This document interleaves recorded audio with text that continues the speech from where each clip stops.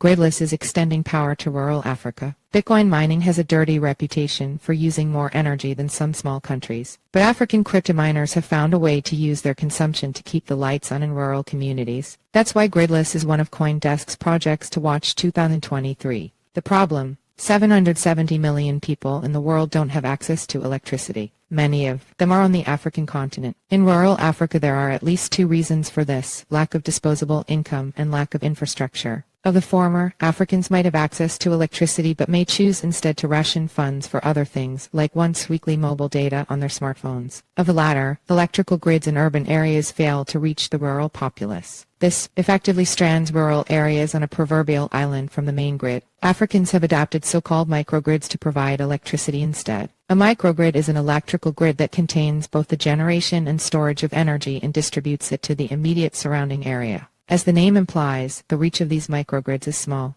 Microgrids to power rural Africa have been in use for years, but there are issues. One of the issues stems from funding. Microgrids are funded through concessionary funds from government agencies such as USAID to get off the ground. Once launched, microgrids struggle to remain financially sustainable. Further, microgrids are inefficient and can let off a meaningful amount of generated electricity as waste heat that no one captures or uses. What rural Africa and other rural areas in the world need is the expansion of the main electrical grid, not innumerable microgrids that create waste and inefficiencies. Read profiles of all of the projects to watch 2023. Reclaiming Purpose in Crypto: The Idea. Gridless. Eric Hersman grew up in Kenya and South Sudan. He is hyper-focused on bringing valuable businesses to Africa. During an interview with CoinDesk, he gave a nod to the community-oriented attitude most Africans exhibit because, in his experience, people tend to do things together rather than alone. One of his more interesting viewpoints is rooted in entrepreneurship. If you want to make your dent in the world, it is really about wealth generation and building businesses that change people's lives, because being treated as an equal is a hell of a lot better than being treated as a recipient with your begging bowl out, Hersman said. Hersman's parents were missionary linguists who moved to Africa before Hersman was born. Hersman grew up watching development and aid in Africa bring hope followed by disappointment, the cycle repeating over and over again. So when he returned to the continent after college in the United States, he avoided going into development, as so many college graduates do. The entrepreneurial bent shows up in Hersman's career path. First, grant-funded community mobilization application Ashahidi, then a Nairobi-based technology innovation hub iHub, then a telecommunications business called BRCK, and then, in March 2022, he started Gridless with his two co-founders. Gridless wasn't born with a focus on bringing Bitcoin mining to rural Africans. The company's main aim was to offer affordable energy through microgrids. Bitcoin just uniquely enabled that capability. Bitcoin mining, the process in which Bitcoin transactions are added to its ledger and how new Bitcoins are minted, is immensely useful to Gridless because it is geography agnostic, unlike, say, precious metals mining, where operations need to be set up where the precious metal exists. To mine Bitcoin, all you need is access to energy and the internet, and rural Africa has both. The trick is that capturing potential energy through something like a hydroelectric dam on a river takes initial capital investment to set up and needs consistent energy demand from the community to remain financially viable. The bridge to financial viability is provided by Gridless. Gridless partners with an energy producer to co-locate a Bitcoin mining operation with the production point of a microgrid near a rural community. Whatever electricity isn't purchased by the community is used for mining Bitcoin.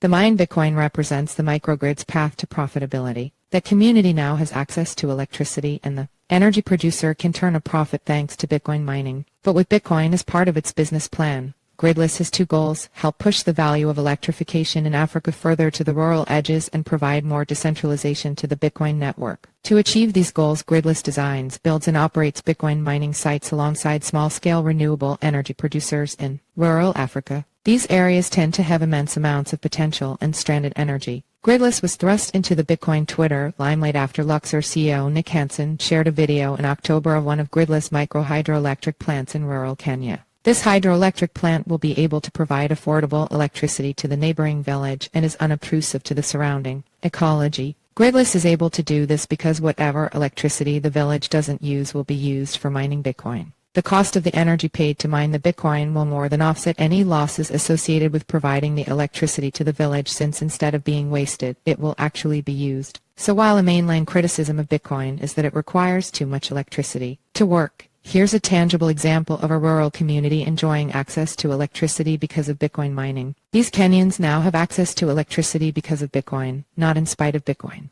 Gridless is cutting into that 770 million without electrical power, one Bitcoin-enabled microgrid at a time. As for the environmental concern associated with Bitcoin mining's dependence on energy, that's often repeated, providing access to electricity where it wasn't possible before should surely outweigh whatever moral weighing a critic has for green energy production. Besides, hydroelectric power is renewable, and there's more to come. Gridless is focused on building out facilities in Kenya and Malawi, especially now that Gridless has fresh capital to work with. Hersman shared that Gridless had purchased bucket loads of mining machines with $3 million of seed funds raised from Twitter and Jack Dorsey-founded Block and Bitcoin venture capital firm Stillmark in December. Environment risks, just not the ones you think. Gridless has immense promise and lofty goals, but they have been brought down to earth recently. While political risk and site security risk is casually viewed as threats to the business, Hersman said that environmental risk is more pertinent than any other risk. And he doesn't mean the type of environmental risk that is most often discussed. It's not that Bitcoin is bad for the environment risk, but rather rains are at 40-year lows in Kenya, so hydroelectric generation isn't as fruitful as anticipated risk. As for competitors, as ridiculous as it sounds, Gridless doesn't really have any pure competitors at the moment. Sure, there are microgrid providers in Africa, and yes, there are companies and individuals mining Bitcoin in Africa, but as for someone doing both, Gridless stands somewhat alone at the moment. Competitors that do the same thing could crop up, of course, and they very well might if Gridless is successful. While increased competition would create a tougher environment for Gridless to thrive, there are at least two concessions. First, Africa is a continent, one of the largest, so there is plenty of room for other entrepreneurs to thrive and push the benefits of electrification to more and more Africans. Second, more Bitcoin mining companies should mean more Bitcoin mining decentralization. Both of these concessions align perfectly with Gridless goals.